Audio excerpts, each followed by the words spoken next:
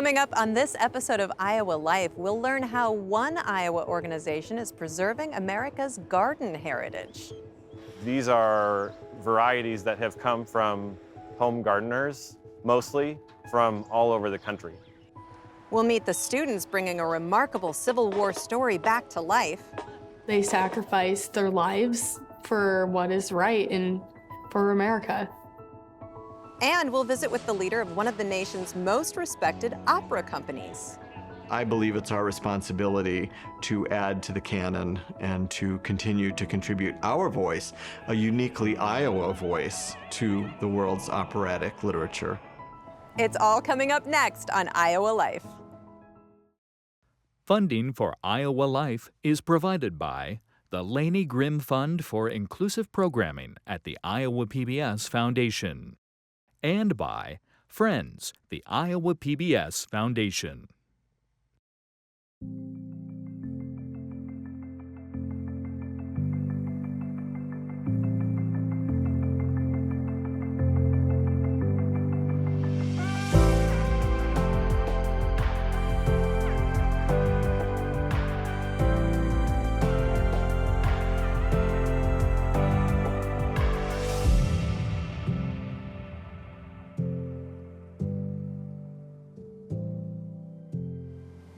Hi, I'm Charity Nebbe, and this is Iowa Life. As America celebrates 250 years, we are taking some time to look at some of the many ways that history is preserved in Iowa. Some stories are remembered through monuments, some through art, some through the memories that are passed down from generation to generation. Others are preserved in something much smaller, a seed. At Seed Savers Exchange in Decorah, thousands of heirloom varieties connect today's gardeners to generations of families, farmers, and immigrants who shaped this nation. Their work ensures that these living pieces of history will grow far into the future. Every seed has a story. They connect us to the past and help guide us into the future. They're the reason we get to enjoy fresh fruits and vegetables, walk through a field of sunflowers, and grow gigantic pumpkins. Perhaps most importantly, they provide a living link to our food history, which is where the story of a humble nonprofit with a worldwide reach begins. This is the Seed Savers Exchange Heritage Farm, a 900-acre plot of land in northeast Iowa that's home to thousands of seeds, 2 herds of ancient White Park cattle, historic apple orchards, a trout stream, and lush display gardens. The organization operates with a simple mission to grow, preserve, and share heirloom seeds in order to help protect America's diverse garden heritage. Seed Savers Exchange is the largest non-governmental seed bank in the country. It safeguards more than 20,000 varieties of fruits, vegetables, herbs, and flowers. But it all started with the simple idea of saving just 2 seeds more than 50 years ago. I grew up on a dairy farm about 10 miles from here, and part of my childhood memory was sitting on the porch visiting my grandparents after touring their garden, and he had morning glories trained alongside of the porch. So I just sat in this little cozy morning glory room, not really knowing anything about where the morning glories came from, but I just knew it felt really wonderful. When Diane and her former husband Kent started their first garden, she asked her grandfather for the seeds. He also gave Diane a small envelope of German pink tomato seeds and said they were both brought to Iowa when his parents immigrated to the state from Germany in the late 1800s. You know, all of a sudden I realized that I was connected to a family that I really didn't think about or knew about, but I had a living connection to them. So after my grandfather passed away and we realized that we were losing a lot of these seeds, and unless there was some systematic way of collecting them, they would be lost forever. So we thought, well, let's see if there are other people out there interested in saving these older varieties. We put a small ad in the Mother Earth News. Hey, is anybody else out there saving heirloom seeds? So we got this response from yes, we save heirloom seeds. Thank you for recognizing that they're important. Soon our house was full of letters and seeds, and we thought, well, now what do we do with this? People entrusted us with their family heirlooms. So then we started thinking about having a place like we have today. Can you guys do 2 extra rows?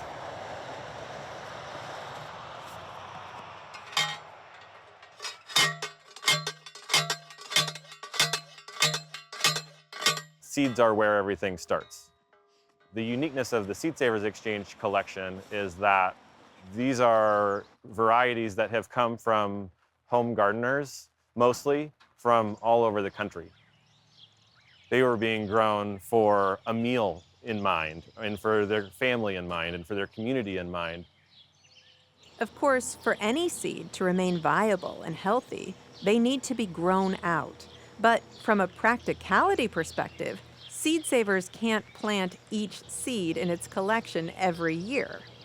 We can't grow 20,000 varieties out every year. We have to have curated crop plans to really be able to say, here's how much we can regrow this year. So, this year for us, that's about 560 different varieties that we're going to be growing here on site in Decorah. Plants grown for seed at Heritage Farm fall into 3 categories: distribution, evaluation, or to simply maintain viability. So we are getting our tomatoes and squash planted for lot checks, evaluations, just kind of trialing the plants.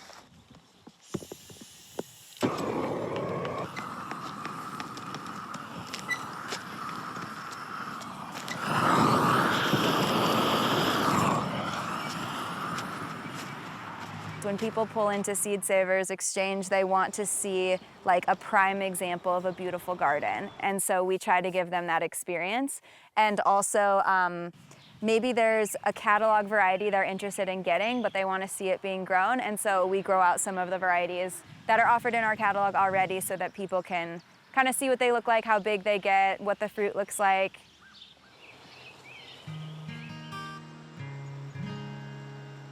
There are 8 gardens spread throughout the property in order to maintain proper isolation distances to avoid cross-pollination. Unlike other gardens, most vegetables at the Seed Savers Exchange Heritage Farm aren't actually grown for consumption. Their purpose is to provide for more seeds so others can enjoy them. In the fall, the fruits are harvested and the process of collecting the seeds begins. After being threshed, winnowed, and sorted, they'll dry out before being put back into storage, where they'll sit for months or years, waiting to be grown out again. It's a simple life cycle that Seed Savers Exchange has stewarded for more than 50 years, and one that gardeners have been doing since the beginning of time. Saving and planting seeds is an act of hope and optimism, and guides us into the future while maintaining ties to our history. Being a farmer or someone who grows food, you can, like, everything is a tangible thing. You can see all the progress you're making throughout a day. You can watch the plants grow. It really grounds you, and it makes you feel like a part of nature. For me, it just feels like a breath of fresh air when you come here.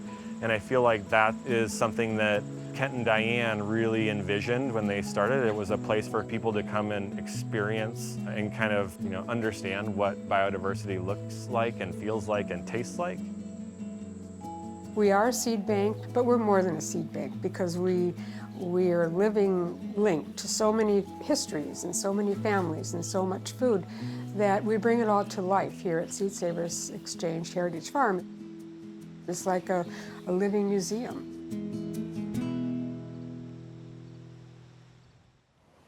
The Soldiers and Sailors Monument behind me reminds us that even though the Civil War was fought hundreds of miles away from Iowa's borders, Iowans answered the call in remarkable numbers. Tens of thousands left behind their families, farms, businesses, and classrooms to fight for the Union Army.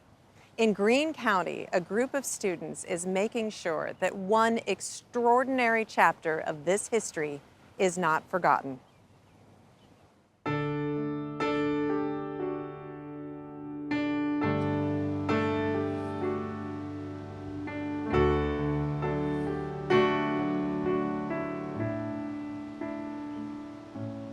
My soldier is Hardin Hall, and he is part of the 39th Company E. He died in active service, and he was the first one that passed away in active service. He was actually shot in the chest and killed in war in Georgia. After the war, he didn't have any occupation. He lived a peaceful life after. He got discharged for disability, and then he died when he was 75.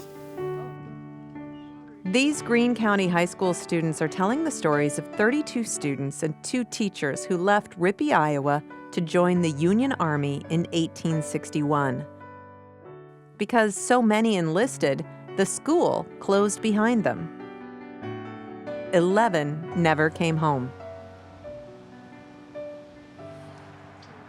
Their story wasn't widely known, even in Greene County. That changed, though, when history teacher Dina Boyd invited local historian Chuck Offenberger to speak to her class. She said, if you know of a local story that would be impactful to high school students today, this would be a good time to tell it. And so I told him about the Schoolboy Soldiers of Rippey, that's what I've always thought of these soldiers as. And that really got the attention. And so you can imagine the war breaking out. And if you're a pioneer building a new farm outside of Rippey, Iowa, how does this impact you? I mean, this is stuff happening in a whole other part of the country. A lot of them probably weren't 18 yet, and they still went off to fight. That was one of the first things I imagined was like the conversation they had where they told each other like, hey, this is a war that's going on, we should join. We weren't even a big town, and then half the men go off to go fight. No farming or anything like that until they got back. They sacrificed their lives for what is right and for America. One source to find your information. To learn more, students turn to their community and to the Greene County Historical Society. Their research led them through newspapers, obituaries, memoirs, and cemetery records. Right now, they are working on researching each soldier. We took a tour around the museum, and then eventually we had asked questions about our soldiers and what had happened. I spent my entirety of Iowa history trying to focus on who this person was and what they would wear, and I even helped on participating in reenactments. Along the way, the students began doing more than reading about history. They started wearing it, carrying it, and imagining what life might have felt like in 1861. This is an 1863 Springfield musket. They really rise to the occasion when we leave the classroom, when we can get outside and actually march and step in the actual uniforms. That's the goal of history, is to try to put yourself in the shoes of somebody who lived then. Now, you have to have it just kind of stick by your foot, just hold just like that, and tell your story. I mean, what school and what class, gets to reenact something like this? New commanding officer has arrived. Everybody please meet Lieutenant Boyd. Well, today we're just kind of working on what the basics of how to handle a weapon, how to march in line and march as a unit. Well, we're trying to also get them to learn what it was like back in 1861 and what they're going through and stuff.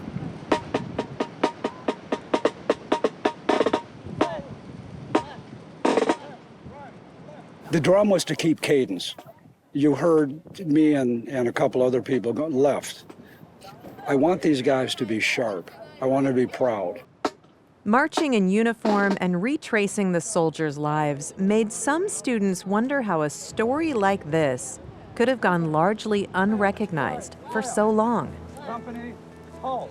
It really was an amazing story, so I figured there should be something to remember them by.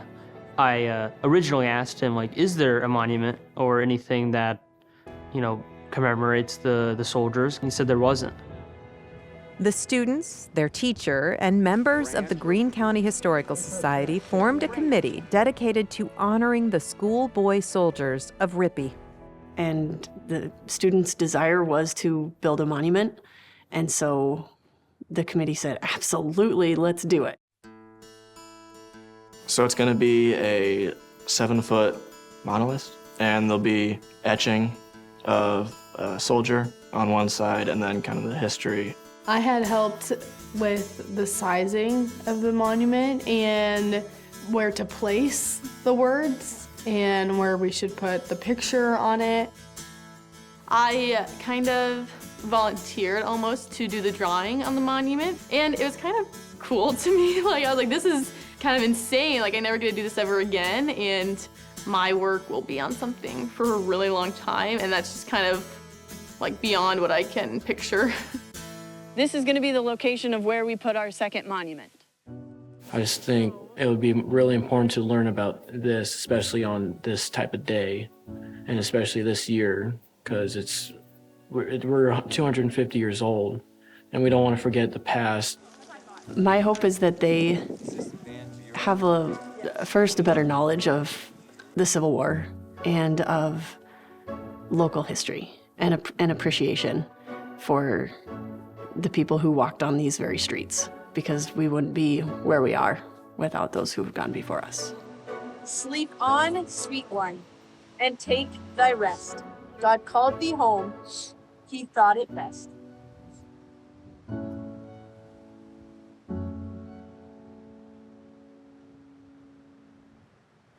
While some history is preserved through monuments and museums, other stories are kept alive on the stage. At Des Moines Metro Opera, artistic and general director Michael Eagle has helped to transform a summer opera festival into an internationally recognized company. His story is a reminder that world-class art is flourishing in Iowa.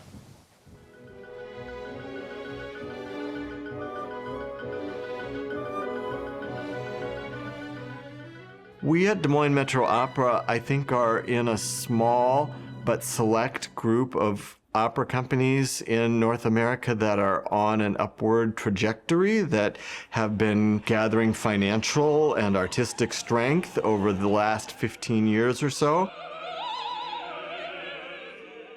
That repertory format, that idea of being able to come to Iowa and see 3 operas each summer, was an ideal model that was set up at our founding. And the way I began to refresh it was to make sure that a couple of those pieces every year were really unusual and new things that might draw people from around the world. A successful summer opera festival in a small rural community that succeeds on an international level, that is so utterly improbable and unbelievable. And the only way it works is because of the thousands of people over the years who have really contributed to the dream of this company. We have a very long commitment of presenting American operas. In fact, it goes back to our founding in 1973 and has been with us since then.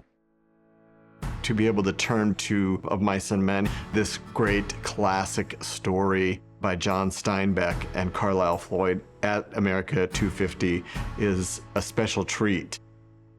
Of Mice and Men was a novella that was written in 1937 and another Depression-era story by Steinbeck. 4 companies have pooled resources to share this production. There will be elements to our performances, I'm proud to say, will be only DMMO specific. Anytime we can have John Moore with us, it's a homecoming of sorts. I grew up in the Iowa Great Lakes region in Milford, Iowa, at the southern tip of the Lake Okoboji area. And it is awesome that I get to now participate in Of Mice and Men, to dig deep into the gritty and tragic and hopeful story of America.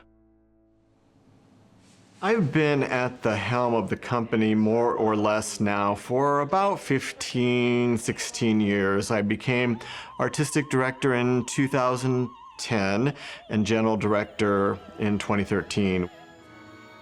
There have been many opportunities to do the same sort of work elsewhere and in other organizations, but I feel a real deep commitment to this organization, to this state. I was born in Estherville, Iowa. I had formative years in theater in the Spencer, Iowa Community School District, and then went to high school in Algona, Iowa, which is my hometown. I found a place in the theater, and even though I didn't really know what I could offer at that point in time, they still let me come into the fold, and I just couldn't leave. They couldn't get rid of me once I got there. So I'll always be grateful for that. Michael always worked harder than everybody, and he was never shy about kind of expecting everyone to work as hard as him. You had to up your game a little bit. He led by his creativity and by his passion for making anything just a little bit more vibrant and able to connect to the audience. When I graduated from high school, in my yearbook it said, where do you imagine that you will be in 20 years? And I wrote either the next great Broadway star or another out-of-work actor living in the streets of New York. So it didn't quite work out that way. I began at Des Moines Metro Opera during the summer of 1994. I was a Simpson College student. I was asked to stay on to work for the opera company in the summer. I like to say that I learned the company from the ground up. So for 4 or 5 summers, I worked as an intern, even coming back while I was in grad school. There are very few aspects of this company on all sides of the curtain, from fundraising to being on stage, to being in an orchestra pit, to working in costumes, to calling stage management cues, to running a spotlight. There are very few things I haven't done in some way or another. I didn't come from a musical family. In fact, my family, who still live in northern Iowa, I think still probably scratch their heads a little bit that my life and career path turned towards music and specifically opera, because there was no way to have predicted that. In recent years, we've been fortunate to do 2 world premieres here at Des Moines Metro Opera. In 2022, we were fortunate to present the world premiere of 1,000 Acres based on the Jane Smiley novel. And in 2024, we presented the world premiere of American Apollo by Damian Jeter and Lila Palmer. I believe it's our responsibility to add to the canon and to continue to contribute our voice, a uniquely Iowa voice, to the world's operatic literature. I am just the luckiest person in the world. People have been there for me and have made it possible. I absolutely was shaped by the fact that the wind was behind me and the sky was the limit.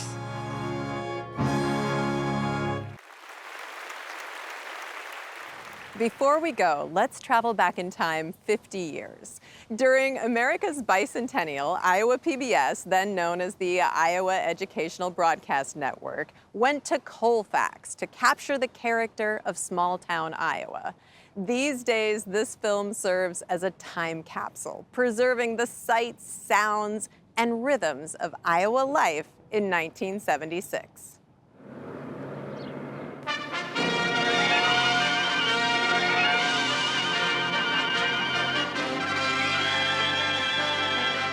There is an attitude that prevails in a small town that almost amounts to an ethic. You can feel it and see it in the pace of living. Join us now for a musical excursion to Colfax, Iowa. It's time to celebrate the country's 200th birthday and a small town's legacy. America, land that I love, stand beside her and guide her through the night with a light from above. From the mountains to the prairies to the ocean white with foam. God bless America, my home, sweet home. God bless America, my home, sweet home. Colfax became a town in 1866. So you see, we've been here, this town has been here, for more than a century now. One thing that helped Colfax get going was the coal we had around here. We had camps and Maya coal camps and towns all around here. Now let me tell you, coal was big business, but that wasn't all we had. No, sir. We had mineral water. That was something. Came out, it could cure everything from rheumatism and constipation right down to a wart on your big toe. We had a real water boom going. Why, we had hotels, and every one of them had a mineral spring. This was a real resort town. Where'd you get that little doggy? Did Mommy make that for you? Oh, that's nice. There you are.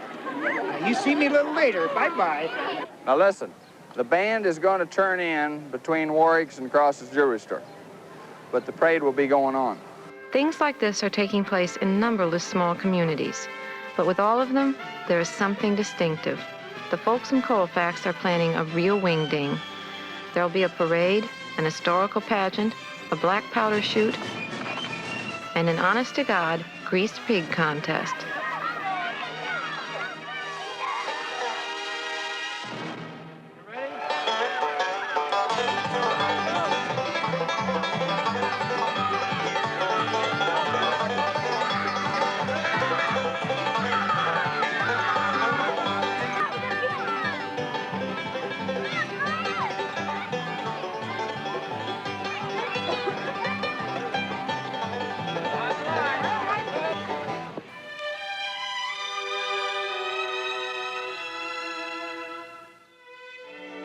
Our Heavenly Father, this day, we're drawn together in the spirit of oneness that this nation might be a melting pot of people from all nations with all kinds of differences and backgrounds and different colors.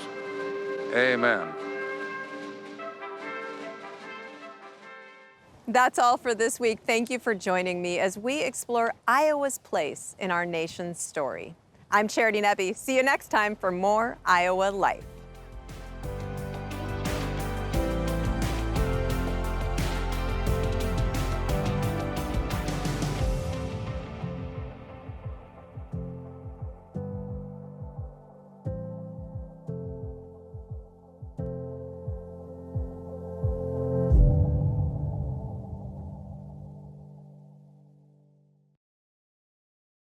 Funding for Iowa Life is provided by the Laney Grimm Fund for Inclusive Programming at the Iowa PBS Foundation and by Friends, the Iowa PBS Foundation.